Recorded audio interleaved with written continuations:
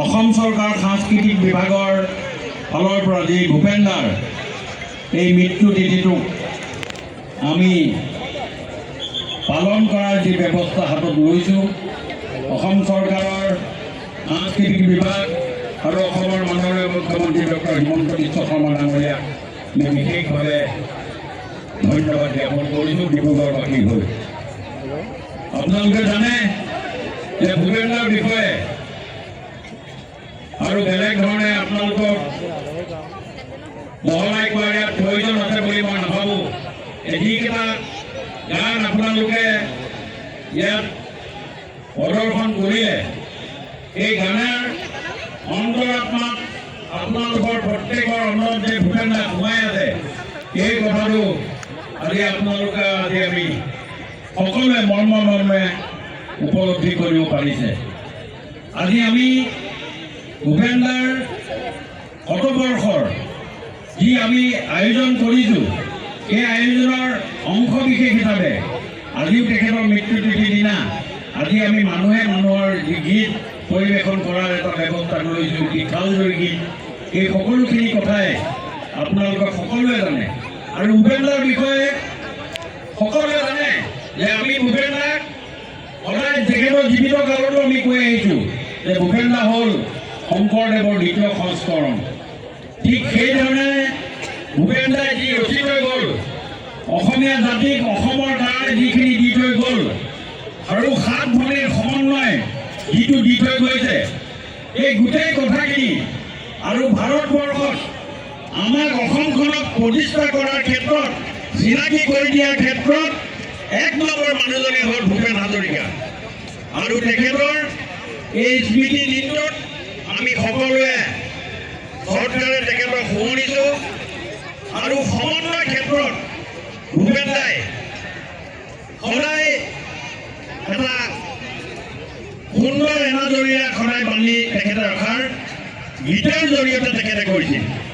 তেখেতৰ এই গীতৰ কলি এটা মই কৈছোঁ, চিয়াঙৰে গালং লুই তৰে খামটি তীৰা পৰে ৱাংচুৱে মোক কিয় মাতিছে, আপাতনি বনিতি ধৰিলি খবৰটি বেচ ৰূপে নিলে মোক আছে বেঠে মাটি।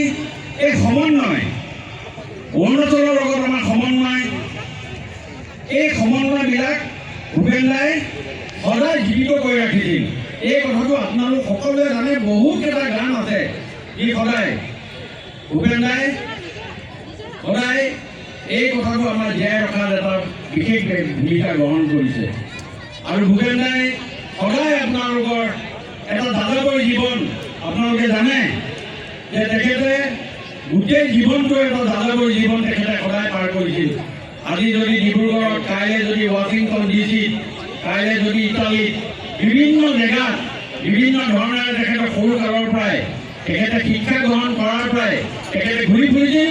কিন্তু অন্তৰাত্মাটো সদায় তেওঁ অসমত আছিল, অন্তৰাত্মা সদায় আছিল। সেইকাৰণে ভূপেন দাই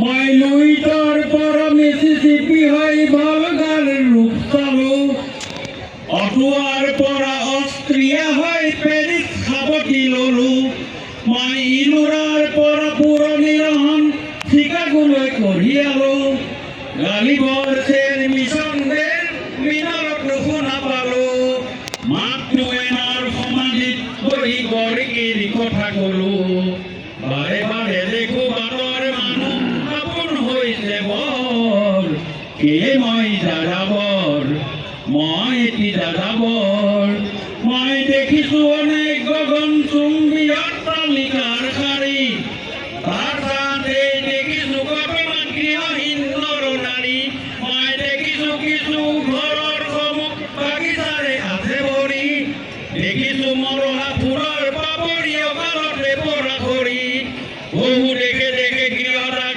দেখি চিন্তিত হবৰ, মনৰ মানুহ বহুতেই দেখোঁ ঘৰতে হৈছে পৰ, এয়ে মই যাযাবৰ, মই এটি যাযাবৰ।